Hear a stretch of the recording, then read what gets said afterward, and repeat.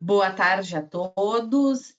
Gostaria de agradecer, de começar este mais um webinar da NSF International, agradecendo a todos aqueles que estão conosco, né, que já estão conectados na plataforma.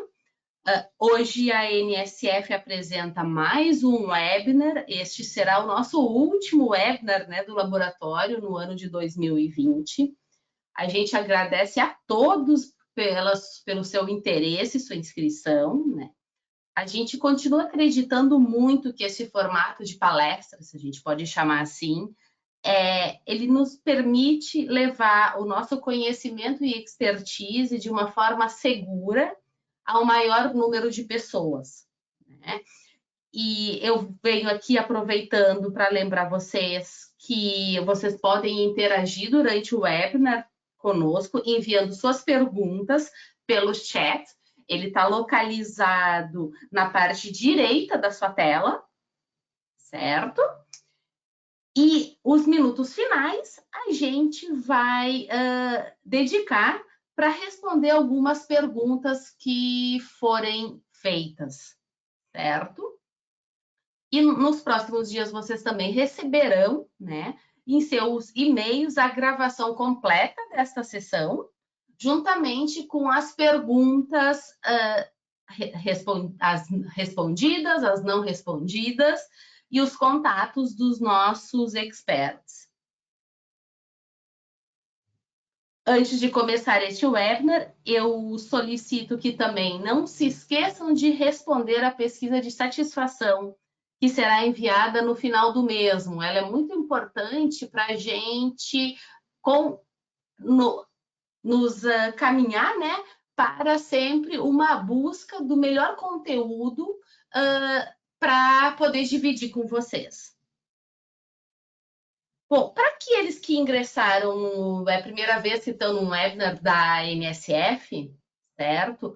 A NSF, ela é uma organização global e independente, sem fins lucrativos, com mais de 76 anos de experiência. Ela completou mais um ano de vida agora em novembro último, e ela é comprometida com a proteção da saúde e a segurança humana em todo o mundo. Ela colabora com vários setores no mundo, né, para proteger os alimentos que nós consumimos, a água que a gente bebe, o ar que respiramos e, claro, os produtos que utilizamos.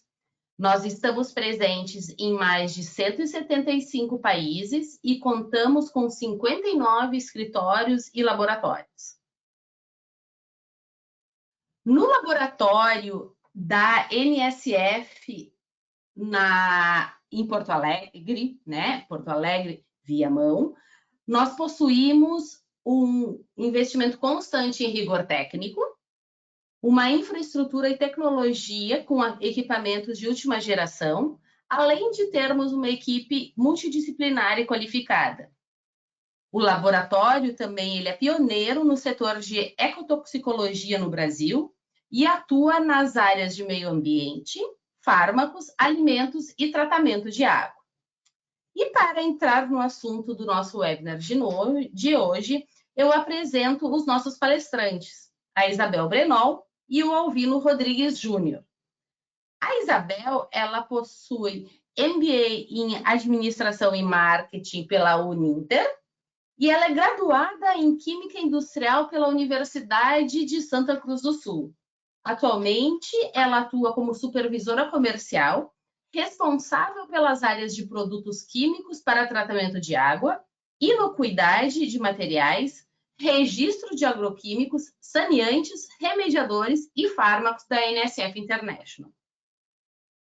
O Alvino, ele é mestre em Química Analítica pela Unicamp, é químico de formação com atribuições tecnológicas também pela Unicamp e atua como gerente técnico responsável pelas áreas do laboratório que atuam nas análises dos produtos químicos para tratamento de água, entre outros setores e segmentos de indústria.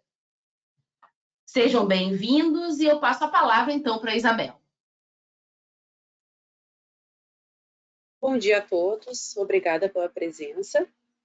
Hoje eu farei um breve relato sobre produtos químicos para tratamento de água, que me atrevo a dizer que é uma parte importante do plano de segurança da água, assim como os estándares 60 e 61.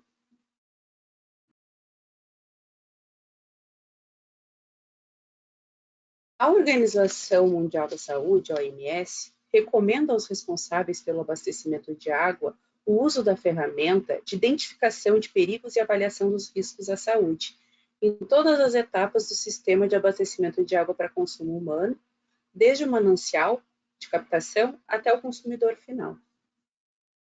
O PSA ele está na portaria de consolidação número 5 e é referenciado no artigo 129, no anexo 20. O que é o Plano de Segurança da Água? Ela é uma ferramenta metodológica de avaliação e gerenciamento de riscos à saúde. É um instrumento de boas práticas com abordagem preventiva para garantir a segurança da água para consumo humano. O Plano de Segurança da Água, ele é personalizado para cada empresa. Não será o mesmo para uma indústria alimentícia, nem para um hospital, nem mesmo para uma empresa de saneamento. Ele é bem complexo. Dentre as garantias de segurança da água, nós temos a análise de conformidade de produtos químicos que iremos abordar mais a fundo. Quanto ao plano de segurança da água, quem quiser mais informações ou quiser fazer alguma cotação, pode contatar o Marcos Bensoassan, que é o nosso expert neste assunto. Vamos a um breve histórico da Portaria de Potabilidade e da ABNT 15784.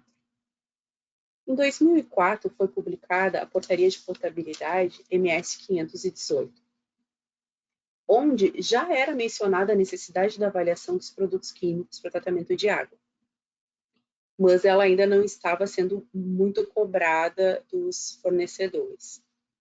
Em 2009, houve a publicação da ABNT 15784, que referenciava o Standard 60 e o Standard Methods.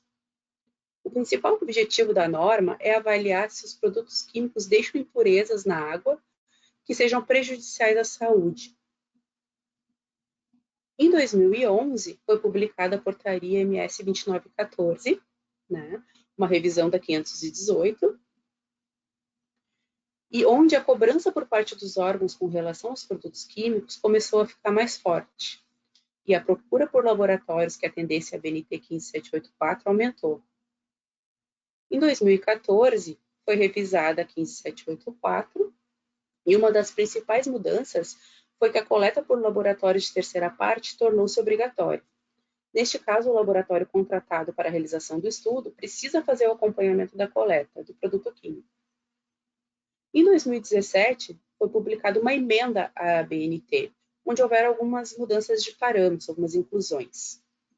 Também em 2017, foi publicada a Portaria de Consolidação número 5 do Ministério da Saúde, onde a Portaria de Potabilidade passou a ser o anexo 20.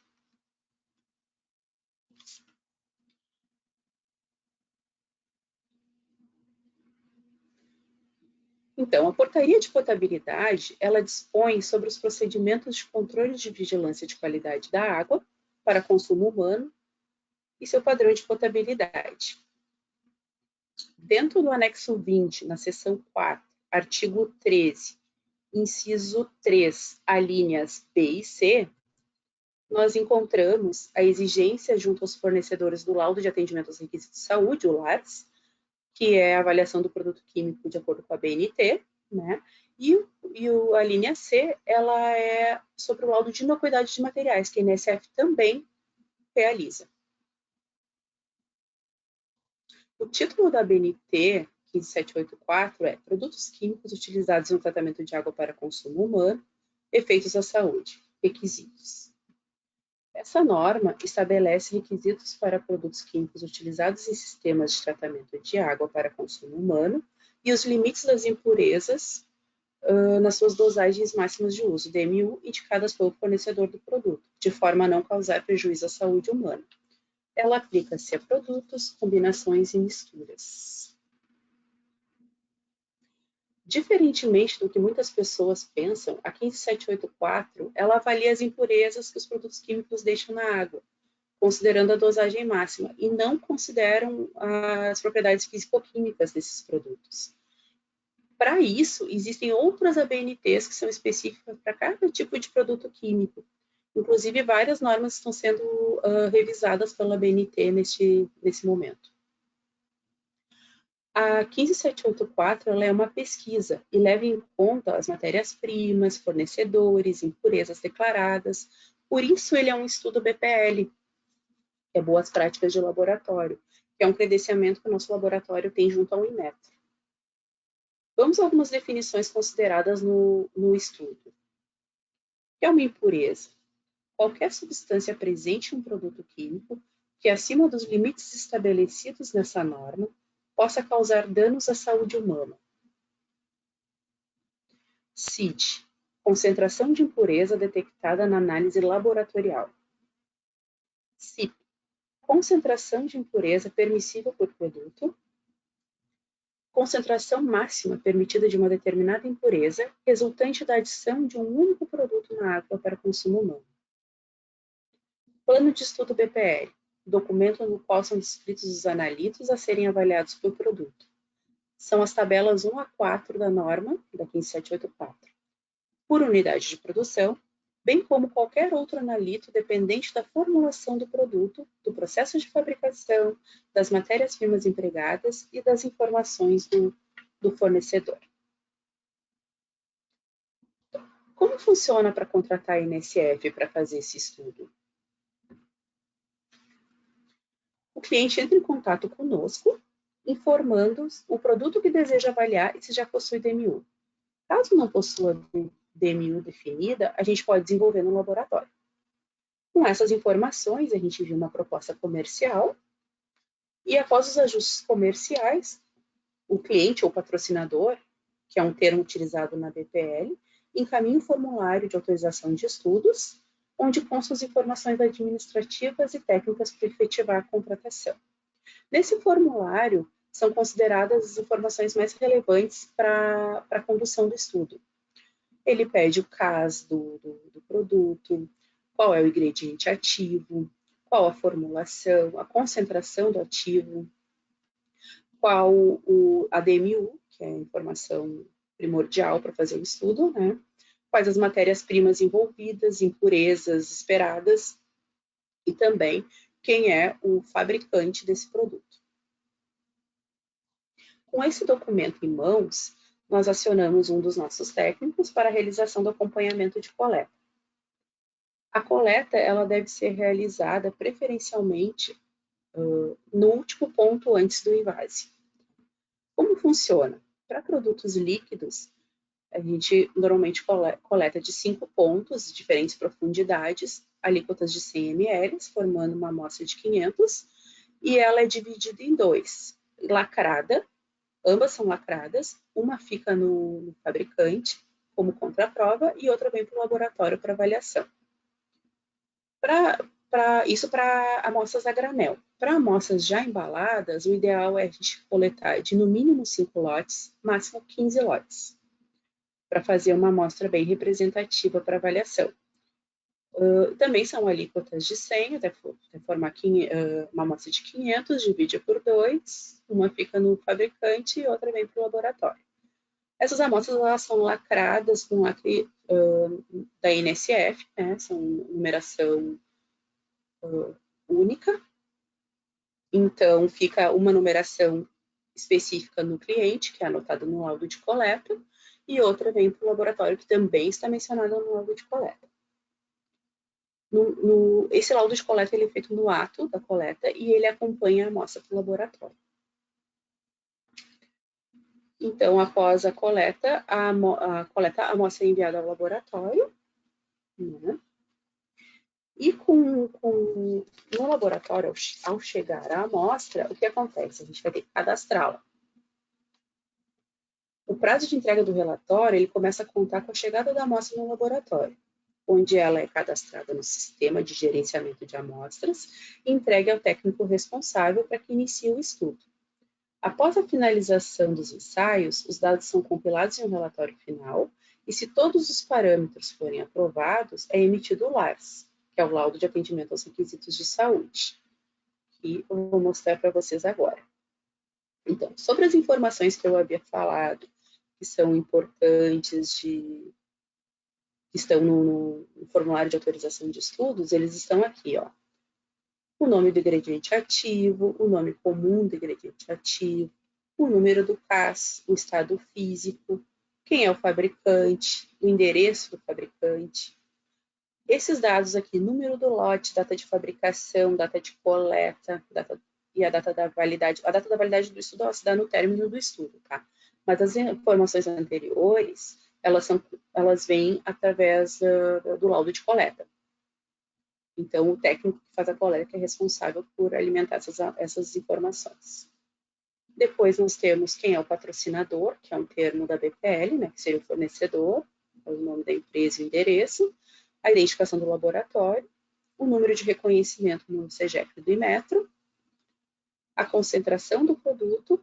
Esse laudo aqui a gente pegou como exemplo um sulfato de alumínio. Aqui aparecem os resultados analíticos, né, quais foram os parâmetros avaliados e se foram aprovados ou não. Vocês podem observar que a data do término do estudo foi 8/12/2020, ou seja, a validade dele é 2 anos. Aqui está a validade do estudo, 8/12/2022. Algumas dúvidas frequentes. Qual a validade do LARS, Laudo de Atendimento aos Requisitos de Saúde? É 2 anos, contados do término do estudo. Há um tempo atrás, no passado, ele era contado a partir da coleta, mas depois, depois de várias discussões na BNT, passou-se a considerar a data do término de estudo. Sou distribuidor, preciso fazer o estudo? Se for fornecer produto químico para tratamento de água potável, sim, precisa fazer o estudo, tá? Ou entrar como segundo patrocinador do fabricante que fornece esse produto. Aí é um acordo entre as partes, né? E quem precisa fazer essa solicitação ao laboratório é o fabricante. Eu compro o produto do fabricante e apenas reembalo em minha empresa. Posso entrar com o segundo patrocinador no estudo contratado pelo meu fornecedor?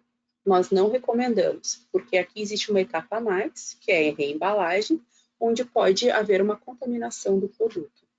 Então, o ideal seria fazer um novo estudo. Mas aqui, de novo, ele seria por conta e risco do fabricante. Possuo alguns produtos da mesma formulação, porém forma de apresentação diferentes. Basta fazer um deles? Não. Precisa fazer de todos, porque mesmo que seja apenas um processo mecânico, pode trazer alguma contaminação para o produto, então o indicado é fazer um novo estudo para cada tipo de apresentação. Posso enviar a amostra ao laboratório para não gastar com coleta? Não, a BNT é bastante clara com relação a isso, que quem precisa fazer essa amostragem, o acompanhamento da amostragem é o laboratório. Para isso, a gente tem alguns técnicos no Brasil e treinados para fazer essas coletas, né? Então, não existe essa possibilidade de envio de amostra para o laboratório. O que é o CBRS? Comprovação de baixo risco à saúde. Vocês fornecem esse documento? O CBRS ele é um ofício que a própria empresa faz, tá? Uma numeração interna. O modelo dele vocês podem achar no site da ABS, né?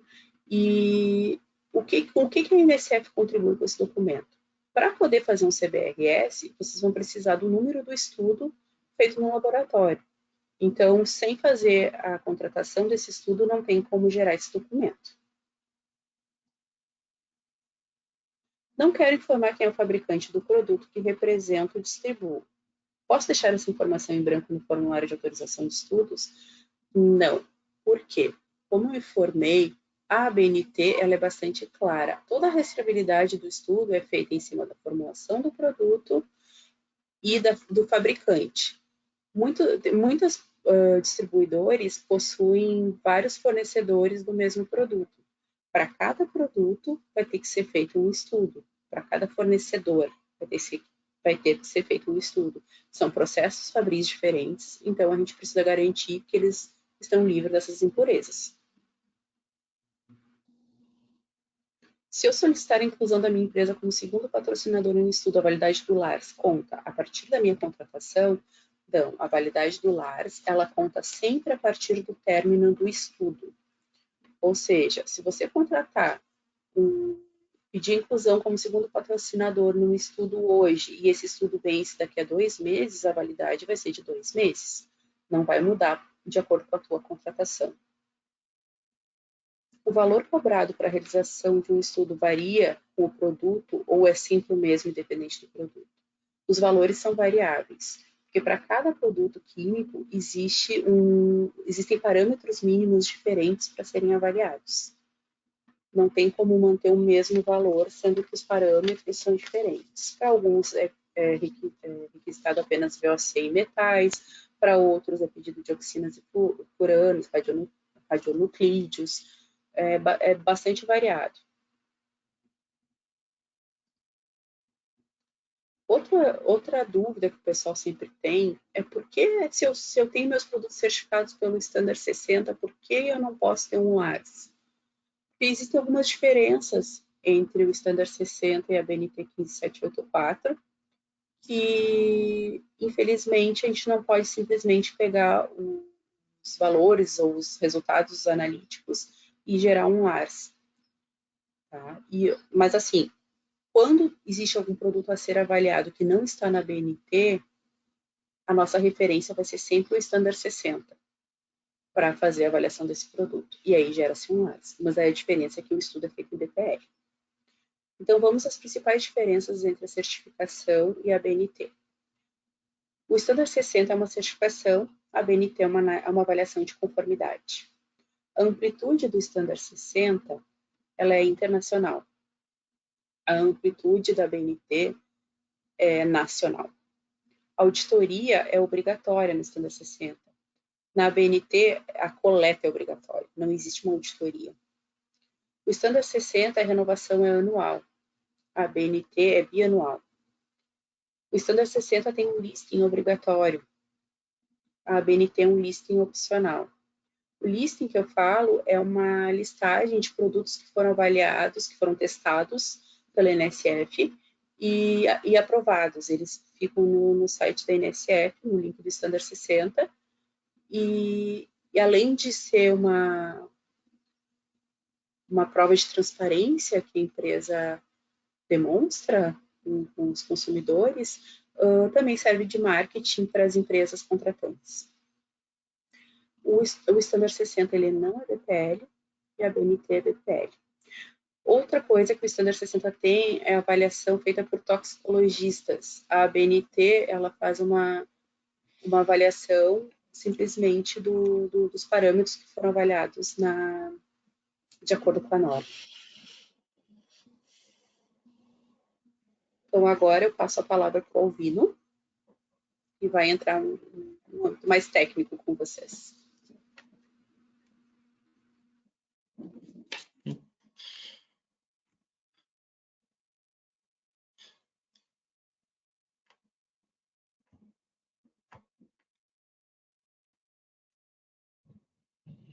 Ok, obrigado, Isabel. Mais uma vez, boa tarde a todos. Sejam bem-vindos a este webinar. Então, como foi comentado, eu vou falar um pouquinho agora dessa parte do trabalho do laboratório relacionado à BNT 15784.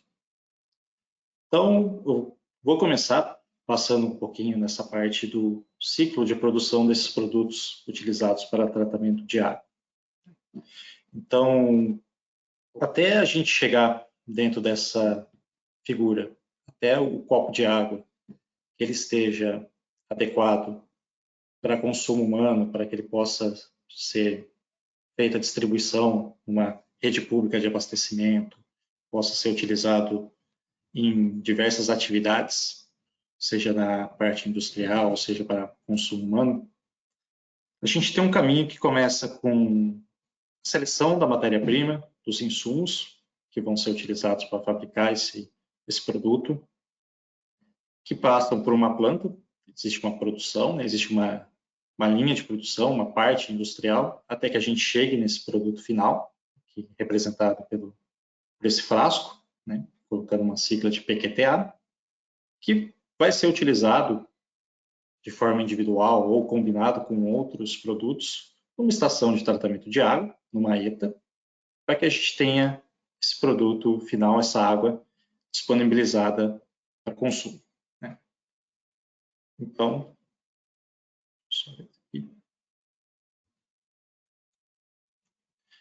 dando um enfoque entre a etapa de produção, a obtenção do produto final e a sua utilização na ETA, onde que entra a NSF nesse processo? Onde a NSF pode colaborar, pode prestar serviços? Como a Isabel comentou, na coleta do produto final, conforme estabelecido na ABNT, onde o principal componente é termos uma rastreabilidade dessa amostra que está sendo coletada. Então, se utiliza um lacre numerado, uma numeração única, tanto na amostra que vai para o laboratório quanto na contraprova, que fica onde foi amostrado, né, no cliente. E uma segunda atuação é com essa amostra dentro do laboratório, onde é realizado o estudo sobre as boas práticas de laboratório, sobre o critério, eu darei mais detalhes adiante, e que, se a conclusão, o produto final desse estudo, além de um relatório, né, que é disponibilizado ao cliente, é a emissão do LARS, do Laudo de Atendimento aos Requisitos de Saúde, conforme a Isabel apresentou há pouco. Então, falando um pouquinho mais de detalhes da ABNT, eu separei um trecho que está na introdução da norma, que diz que os produtos químicos utilizados para o tratamento de água, sistemas ou soluções alternativas coletivas de abastecimento podem introduzir características indesejáveis ou prejudiciais à saúde humana, dependendo da procedência ou composição. Então, reforçando o que a Isabel apresentou na parte dela. O que a gente analisa no laboratório é a presença ou ausência de potenciais impurezas na água após o tratamento com o produto químico. Então, o que se testa, uma vez recebido esse produto químico, é a água após a interação com este produto, na dose recomendada pelo fabricante. Então, a gente tem uma variedade de produtos químicos para tratamento de água no mercado, com diferentes modos de ação, com diferentes concentrações, com diferentes doses. Então, toda essa informação prévia, que é de responsabilidade do cliente, do patrocinador, ela deve ser disponibilizada para que se possa reproduzir numa escala laboratorial esse uso, né? E aí, a partir da água que passou por essa utilização, ela é analisada e são os resultados de impureza encontrados, obtidos, reportados, tanto no relatório de ensaio, no relatório final, quanto no LARS. E, também como citado anteriormente, existem normas específicas relacionadas à pureza, ao teor, às diferentes propriedades que cada um desses produtos químicos deve apresentar para se considerar adequado à sua aplicação. Então, eu listei aqui alguns exemplos de algumas normas ABNT para sulfato de alumínio, cloreto de polialumínio, cal virgem, hipoclorito, isocianuratos clorados, entre outros. Também existe toda essa literatura, toda essa normativa disponível e acessível para as partes interessadas. Agora eu apresento um fluxograma, um quadro de avaliação de produto, que também está disponível na norma da ABNT. Também tem esse fluxograma que mostra o passo a passo, né, que deve ser realizado na avaliação, para que se chegue à conclusão se o produto é adequado ou não para uso em tratamento químico de água. Então, a gente começa pelas informações, características do produto, né, as propriedades que ele apresenta, toda a ação que ele realiza quando em contato com a água.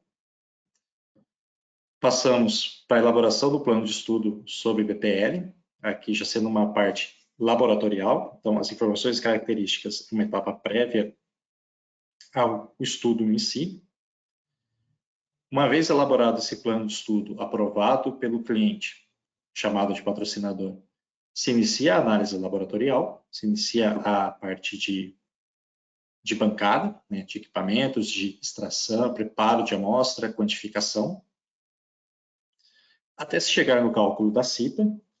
A CIPA é a concentração de impureza padronizada na água, né? Por que padronizada?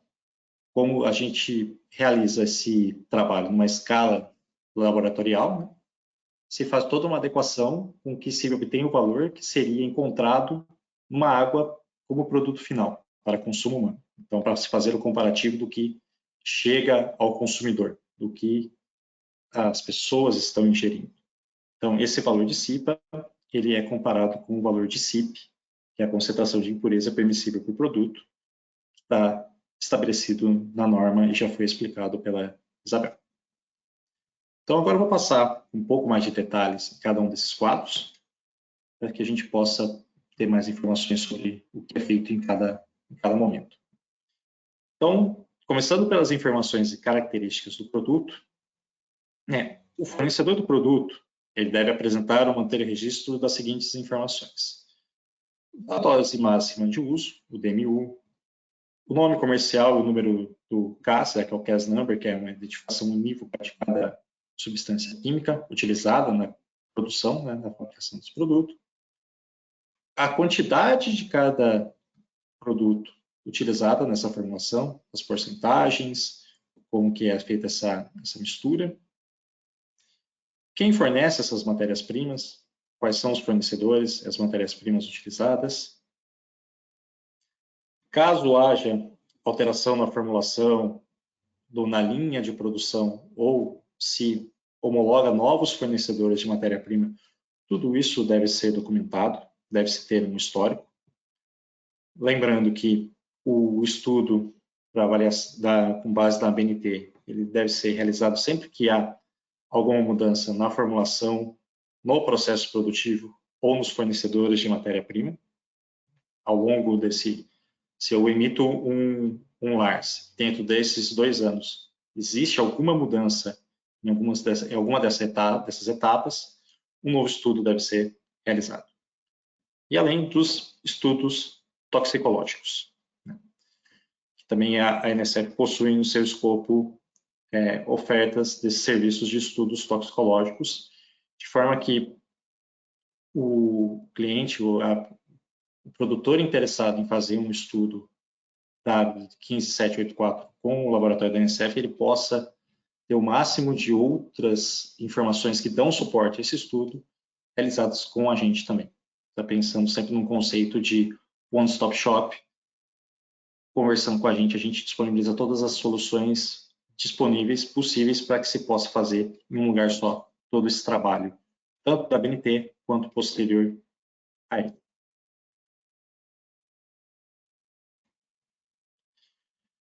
Falando um pouquinho, então, da parte de elaboração do plano de estudo, né, boas práticas de laboratório. Então, explicando brevemente o que são as BPLs, é um sistema de qualidade que abrange o processo organizacional e as condições nas quais estudos são planejados, desenvolvidos, relatados e arquivados.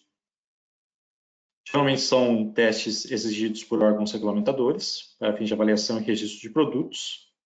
Dentre os produtos englobados, né, por estudos de BPL, produtos veterinários, saneantes, produtos químicos industriais, entre outros. Então, eu deixei à disposição aqui o link onde está esta definição no site do Inmetro. Então, as boas práticas de laboratório é um sistema de qualidade de abrangência global, que significa que qualquer estudo realizado em BPL no Brasil, ele é aceito em qualquer país que tenha também BPL implementado, esse sistema, no seu país. Então, ele tem uma aceitação de dados em escala global. o responsável pela manutenção e atualização das BPLs no Brasil é o Inmetro. O laboratório da NSF, ele possui o seu certificado. E as auditorias são realizadas pelo Inmetro a cada 2 anos. A última que nós tivemos foi ano passado. Então, ano que vem a gente já vai ter uma nova para poder auditar, certificar que esse escopo que está proposto aqui nessas áreas de especialidade, estudos e categorias de item de teste, nós continuamos atendendo de acordo com o que preconiza as boas práticas de laboratório. Importante observar que o NSF possui uma experiência já de quase 20 anos em boas práticas de laboratório, que pode ser observado ali no reconhecimento inicial, que foi em 14 de maio de 2001. Então, o próprio número do laboratório dentro da lista de BPL do Brasil é o número 6, então é um dos pioneiros no uso desse sistema de qualidade, desse sistema de gerenciamento. Então, são mais de 20 anos, quase 20 anos, realizando esse tipo de estudo, incluindo novos parâmetros, incluindo novos serviços, atendendo novos segmentos de mercado. Então, é um sistema bastante robusto, né, com uma experiência adquirida significativa, um corpo técnico bastante qualificado, com treinamentos periódicos, com atualizações de informação constante. E dando um pouquinho mais de detalhe do que seria as boas práticas de laboratório para esses estudos, consiste na elaboração do plano de estudo, na nomeação de um diretor de estudo, que é o responsável por todo o ponto central de toda a condução desse estudo dentro do laboratório, a realização de registros de dados experimentais, preparo de solução, resultados encontrados, uso de equipamentos calibrados, identificação desses equipamentos, se a calibração deles está conforme ou não, auditoria interna por parte do nosso setor da qualidade. Então, todo estudo BPL ele passa por uma auditoria em alguma etapa dele, classificada como etapa crítica. Então, isso dá uma garantia, dá uma segurança maior dos resultados apresentados, o quanto eles são fidedignos às condições experimentais realizadas. Isso culmina na emissão do LARS. O LARS ele acaba sendo um sumário de um relatório final que é disponibilizado ao cliente, ao patrocinador, onde todo esse detalhamento é apresentado, todos os resultados são disponibilizados, isso pertence ao cliente.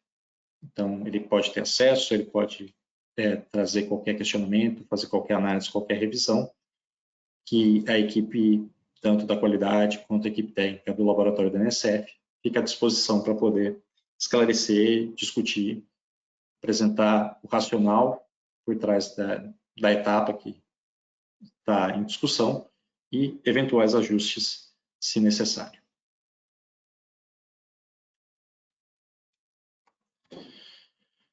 Então, agora, a gente entrando no laboratório, propriamente dito, vamos dizer assim, relembrando, a gente fez a coleta do produto, da amostra, montou toda a parte de documentação do plano de estudo, o agendamento das atividades, né, o cronograma elaborado, a gente parte para a análise da amostra no laboratório. A ANT, ela estabelece critérios para se preparar essa amostra para poder ser analisada, de acordo com o modo que esse produto químico é utilizado, qual é a interação dele com a água. Então, a gente tem produtos que realizam coagulação, floculação, eles são uma categoria, eles são agrupados em uma categoria dentro da 15784. Uma segunda categoria, onde a gente elenca os produtos que atuam no controle, no ajuste de pH, na precipitação de impurezas ou de outras substâncias presentes na água, controle de corrosão e incrustação, e interação com íons presentes na água. A terceira categoria, identificada como desinfecção e oxidação. E, por último, uma de produtos específicos, que tem uma atuação particular que não acaba sendo encaixada nas 3 anteriores. Então, passando rapidamente por esses grupos, né? Então, começando por coagulação e floculação. Nas tabelas da BNT, a gente tem a relação dos produtos, né? Os principais produtos que se enquadram nesse modo de ação, onde aqui a figura ilustra, né, qual que seria a ação dele na água. Então, se você adiciona um produto com esse modo de ação no efluente bruto, ele faz a coagulação, ele começa a aglomerar essas substâncias que estão misturadas na água, até chegar numa etapa de floculação, onde essa aglomeração ela vai ficando mais densa, acaba indo parar no fundo do reservatório ou do recipiente que contém a água, até chegar nessa, vamos dizer assim, esse depósito quase que total, alguma coisa que fica um pouco flutuando ou até mesmo ali na superfície. Então, os principais produtos, entre outros descritos na norma, aqui eu listei os principais. Estamos falando de amido iônico, classe de cloretos, poliacrilamidas, sílicas, sulfatos, diferenciais como amônio e sódio, entre outros. E também nessa tabela, a gente encontra as principais classes, os principais parâmetros químicos que devem ser analisados para esse tipo de produto. Então, quando a gente fala de produtos envolvidos em processos de coagulação e floculação, as análises a serem consideradas para a realização são análise de acrilamida, os monômeros, quando a gente está falando de produtos poliméricos, metais, varredura de componentes básicos, neutro e ácido, cobrindo toda a faixa de pH, compostos orgânicos voláteis, VOC, entre outros, alguns mais específicos, como por exemplo na tabela 1 para a poliacrilamida, a gente tem análise de isobutano de nitrilo, entre outros. Então é sempre importante, a BNT ela é uma referência para que a gente possa verificar quais são os componentes, quais são os parâmetros químicos a serem considerados para cada tipo de produto. Continuidade, falando do grupo de produtos que atuam na parte de pH, precipitação, corrosão, incrustação e íons, né? A gente tem os hidróxidos, óxidos, ácidos, fosfatos na forma de ortofosfato, polifosfato, etc. As análises realizadas que se destacam para esse grupo, obviamente, parte de metais, né? A relação de metais para cada uma desses grupos também está descrito na BNT em forma de nota, de observação, perdão. Radionuclídeos, então radiação, partículas alfa, partículas beta, estão contempladas para esse tipo de produto, devem ser analisados. VOC aqui se repete e mais outros parâmetros listados. Desinfecção e oxidação, né, no controle de redox, né, de elétrons a partir de equilíbrio de espécies iônicas, né, da água. Então aqui a gente tem como principais destaques hipocloritos, cloritos, cloratos, ou seja, a grande maioria dos produtos que envolvem cloro na sua composição, permanganato, amônia, diclórido cianurato de sódio, outra também falando de cianureto, triclórido cianúrico, ácido triclórido cianúrico, também está descrito nesta tabela. As análises realizadas, a gente acaba tendo uma predominância, uma maior frequência entre todos os grupos de metais, VOC, no caso aqui mais específico para desinfecção e oxidação, bromato, percloratos, também são importantes para se realizar esse monitoramento, essa quantificação. Falando então de produtos específicos, né? No caso de produto específico aqui pode ser o carvão, né? Se entra nessa categoria, como o sulfito, sulfato, fosfato, sais de ferro, como cloreto ferroso.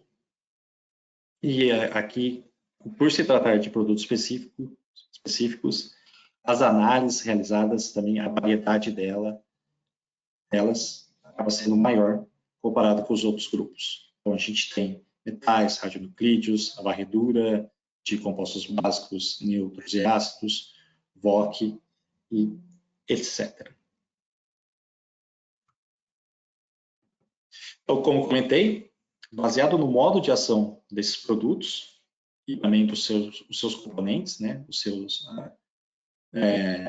elementos, tem-se uma relação de metodologias para preparo dessas amostras. Então, antes de se realizar a quantificação, se obter um número, né, do composto do analito de interesse, a amostra ela deve ser preparada, ela deve passar por um processo para que ela fique o mais adequado possível para que a extração dessas impurezas seja feita da forma mais eficiente, para que se tenha o máximo de impurezas possíveis, dos níveis mais baixos, extraídas que possam ser detectadas e quantificadas. Então, a 15784 ela lista 7 metodologias de preparo de amostras. Então, vou passar brevemente por elas também, o que tem de mais característico de cada uma delas. Então, começando pelo método A, onde a gente tem uma diluição da amostra com água reagente. Então, o que é água reagente? Ela é uma água que ela é obtida no laboratório, né? O próprio laboratório deve possuir formas de obtenção dessa água. Pode ser por processo de purificação como osmose ou destilação, e ela tem que ter as seguintes características. Ela deve apresentar uma condutividade a 25 graus igual ou menor que 0,056 microsiemens e um teor, né, um valor de carbono orgânico total menor que 100 microgramas por litro. Por que esses valores? Porque são considerados valores mínimos que não interferem na quantificação para essa metodologia, no caso do método A, e onde ela é aplicada. Um outro ponto importante é que essa água reagente ela não deve apresentar contaminação do composto que a gente quer analisar em valores que seja maior que 50% do CIP. Lembrando, concentração da impureza é permissível para o produto. Então, por exemplo, se eu vou fazer uma análise de metal, fazer uma análise de chumbo, eu tenho um valor de CIP, a água que eu vou utilizar, ela não pode ter mais do que 50% desse valor do CIP, porque o meu resultado vai acabar sendo distorcido. Ele vai acabar sendo diferente do que o valor de chumbo, por exemplo, que o produto pode ter. Então é importante ter esse controle, esse acompanhamento e se garantir que usa uma água reagente que atenda essas condições. O método B, ele possui essa etapa de diluição da amostra com água reagente, seguido de um ajuste de pH usando ácido clorídrico. Então, é importante comentar, por exemplo, no método B, a gente tem a categoria de fluoretos, né? No fluoretos você não usa uma vidraria, você usa materiais de teflon, de materiais plásticos para que não haja corrosão. Isso é uma atenção que você tem que ter quando utiliza este método. No método C, a gente está falando da questão de amostras sólidas, né? Então, lembrando que produtos químicos para tratamento de água, eles podem se apresentar na forma líquida, na forma sólida e até na forma gasosa. No método C, a gente está tratando de amostras sólidas, onde a gente tem uma etapa de moagem, onde essa amostra ela é moída, ela passa por uma almofariz, você tem todo um processo de reduzir o tamanho dessa partícula.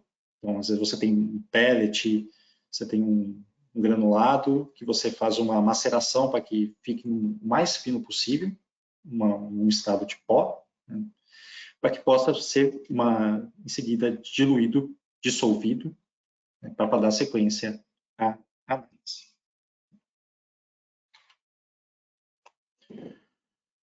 No método D, a gente tem uma diluição com água reagente para um volume fixo, o volume final de 500 ml, 500 mililitros.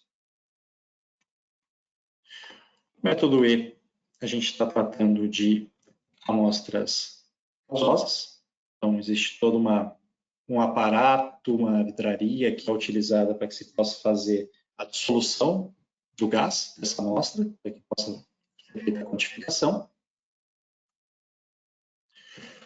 O método F, ele trata de produtos que se apresentam na forma de coagulantes, seja líquido, seja sólido. Existe uma divisão dentro dessa metodologia.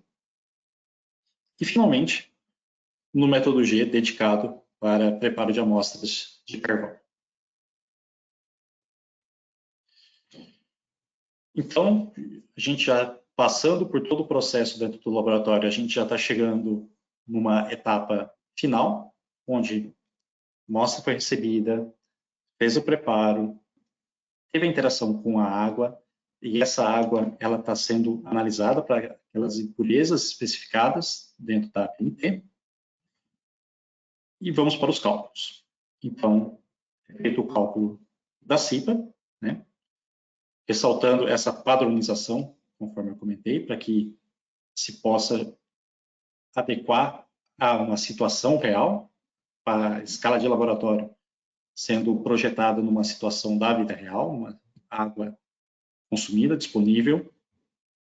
Então, é feito o cálculo da CIPA, que utiliza como base duas informações.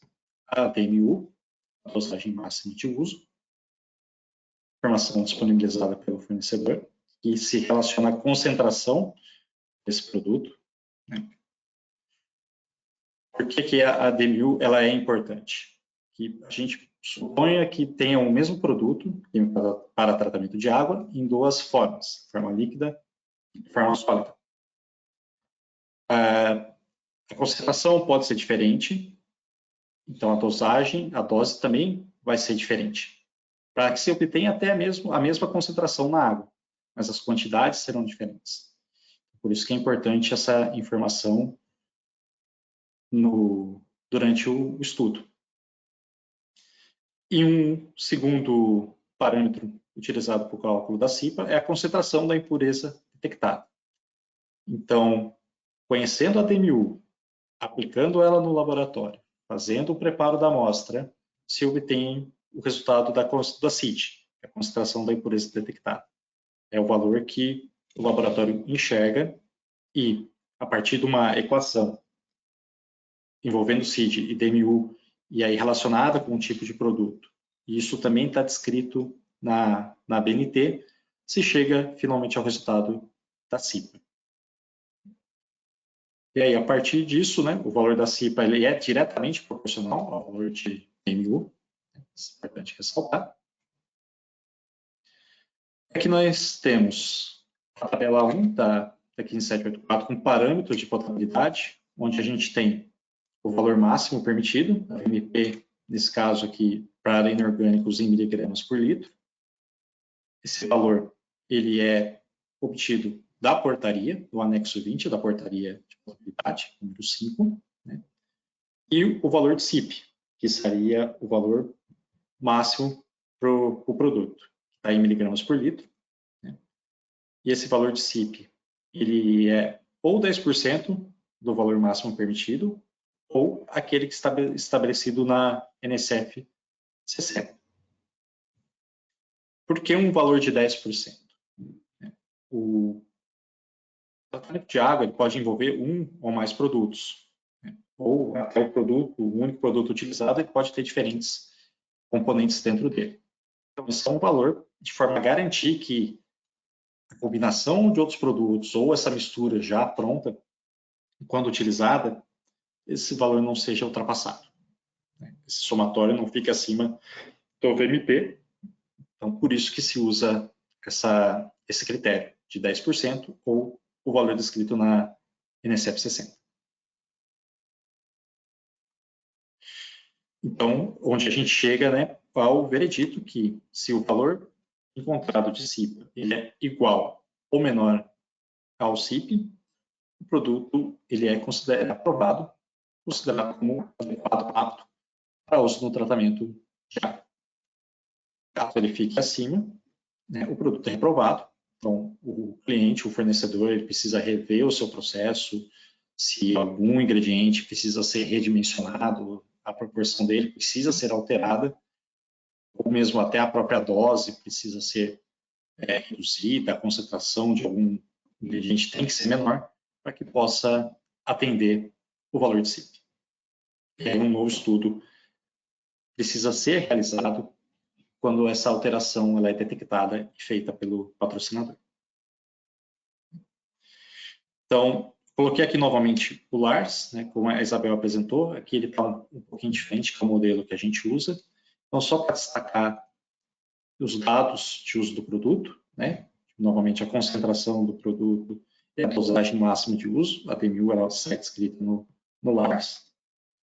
A avaliação dos resultados, então, nessa tabela, nós vamos ter os parâmetros que foram analisados com base na PDE, né, para aquele produto, e a avaliação indicando se ele foi aprovado ou reprovado. O número, o resultado, o cálculo em si, ele sai no relatório do estudo. Essa é uma informação, ela é confidencial, apenas o patrocinador tem acesso, tem conhecimento para que ele possa tomar as medidas, as ações necessárias internamente, caso o produto dele seja reprovado ou se ele fizer alguma alteração no processo dele, ele possa verificar esse valor como referência. E aqui embaixo a declaração de conformidade às boas práticas de laboratório, onde é citado e grifado em amarelo colocado o número do estudo, existe uma série de referências a diferentes normas, né, que fazem parte das boas práticas de laboratório, que contemplam diferentes aspectos relevantes a isso. E, no final, o nome do diretor de estudo, sua formação, seu número de registro e a data que ele assinou esse laudo, para que você tenha toda a rastreabilidade, se possa fazer toda a busca de informações, todo o histórico desse estudo, sempre que necessário. Então, falando um pouquinho, depois dessa passagem, de forma bastante breve, do processo de laboratório, como que a NSF ela agrega valor, o que ela apresenta para esse tipo de trabalho, né? Tem todo o conhecimento, toda a bagagem do Standard 60 da NSF. Então, eu tirei um trecho da BNT onde é citado a norma da NSF, né, que é dito que é um documento que é indispensável à aplicação e é uma referência a ser utilizada, a ser usada como base, né. Como eu comentei, são anos de experiência, anos de vivência com esse tipo de estudo, uma equipe técnica plenamente capacitada, equipamentos variados para poder realizar as análises desses parâmetros. Então, falando dos equipamentos, nós temos cromatógrafos líquidos, cromatógrafos gasosos com diferentes tipos de detectores, como espectrômetros de massa, detectores por captura de elétrons, por ionização, entre outros, né? Para detecção de radiação alfa e beta, também é um equipamento que está contemplado no nosso parque de instrumentos. E nós temos um acumulado hoje de mais de 2.200 estudos conduzidos para diferentes produtos utilizados em tratamento de água. Então, é uma bagagem construída ao longo desses anos, apoiada na norma da NSF, no acesso aos especialistas, aos profissionais que estão constantemente atualizando e checando as informações do que está escrito e apresentado nessa norma. Além do sistema de gerenciamento da qualidade, conforme eu comentei, das boas práticas de laboratório, e também o laboratório opera sob as condições da ISO 17025, que também é um outro sistema de qualidade, que também é regulado no Brasil pelo Inmetro, onde passamos periodicamente também por auditorias, onde um escopo sempre atualizado de forma bastante dinâmica e constantemente para poder atender as demandas, as oportunidades que o mercado apresenta. Bom, agradeço a audiência, a todos que se inscreveram e participaram com a gente neste webinar. Aqui, muito obrigado, em nome da NSF, e deixo aqui tanto o meu contato, quanto o contato da Isabel, os nossos e-mails, bem como a página da NSF para acessar e outras consultas, conhecer todo o nosso portfólio. Muito obrigado a todos. Passo de volta para a Stefania.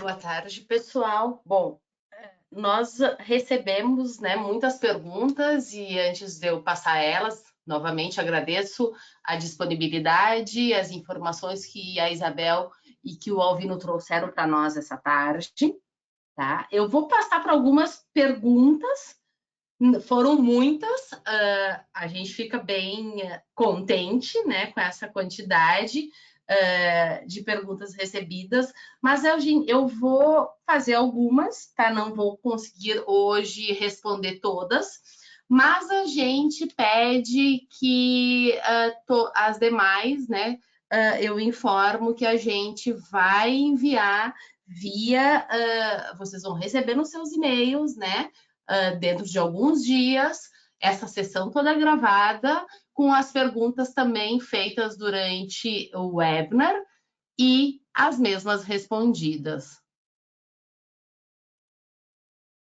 Vamos lá, vamos à primeira pergunta. Possuo alguns produtos de mesma formulação, porém formato de apresentação distintas. Basta fazer um só deles? Acho que é para Isabel, não sei. Isa? Sim, não, tem que fazer todas as, como eu expliquei antes, todas as formas de apresentação precisam ser avaliadas, porque mesmo que seja apenas um processo mecânico a mais, ele pode trazer uma impureza para o produto químico. Certo. O valor cobrado para a realização varia com o produto ou é sempre o mesmo, independente do produto? Para mim também. Ele varia de acordo com... Ele varia de acordo com o produto, porque são parâmetros mínimos diferentes a serem avaliados por produto químico, conforme o Alvino descreveu na apresentação dele. Certo.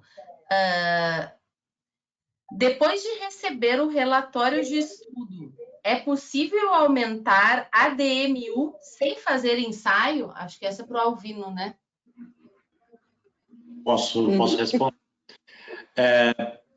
O ADMU é uma informação que o fabricante ele tem de controle, né? Ninguém melhor que o produtor do produto conhece as suas características, as suas especificações e propriedades.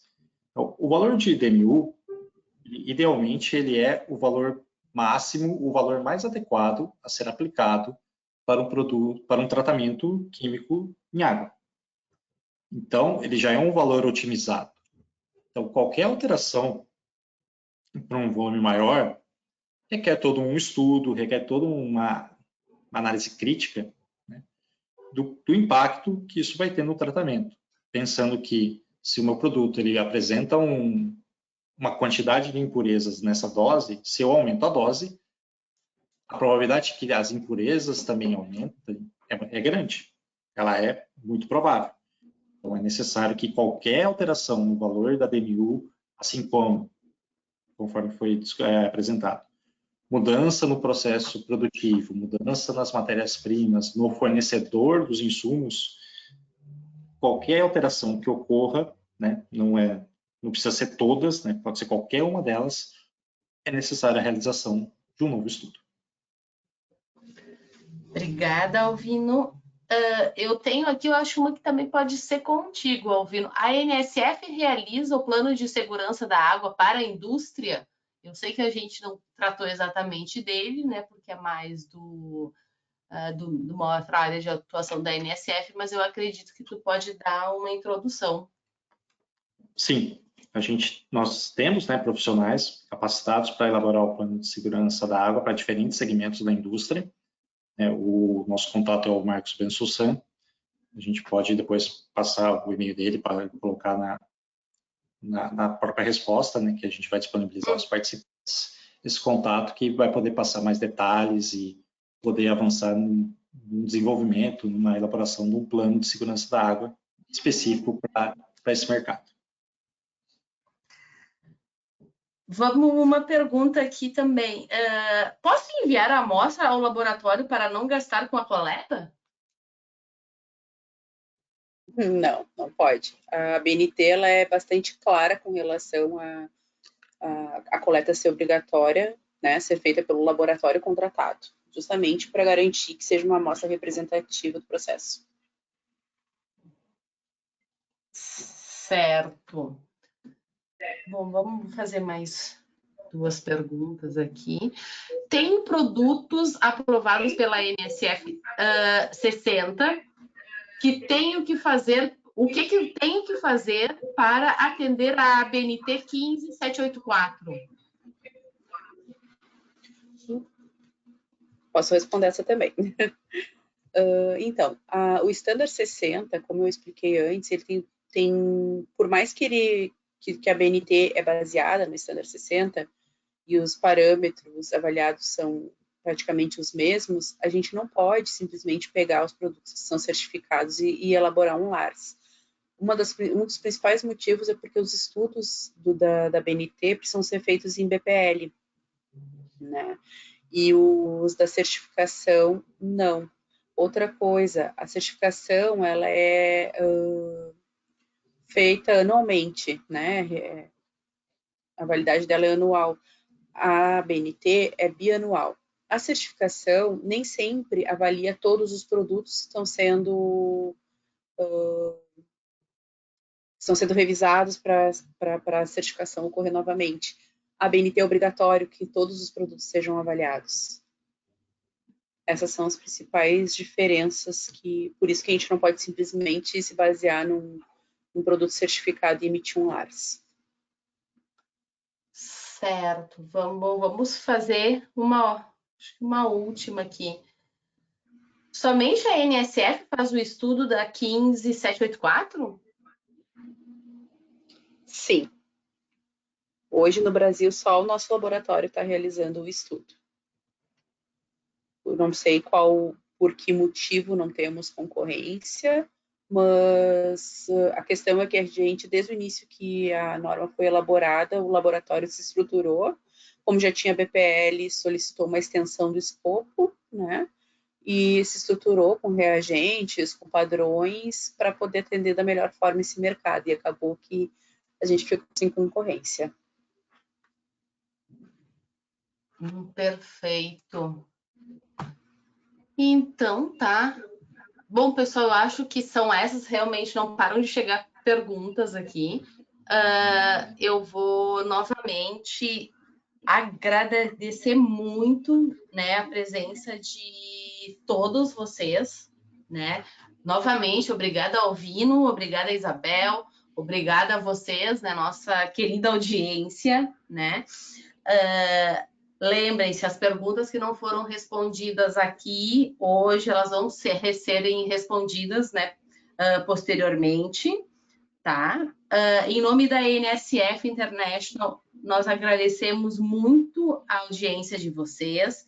A gente deseja um Natal de muita alegria, saúde, né, e paz, né? E um 2021 de muitas realizações a todos vocês. Que vocês continuem participando de nossos webinars em 2021. E lembrem-se, né, que essa sessão completa, ela vai estar disponível no nosso canal do YouTube, o link vai ser repassado para vocês poderem revisar e compartilhar quantas vezes quiserem. Da nossa parte, nos despedimos, desejando uma ótima quarta-feira e até o ano que vem. Obrigada!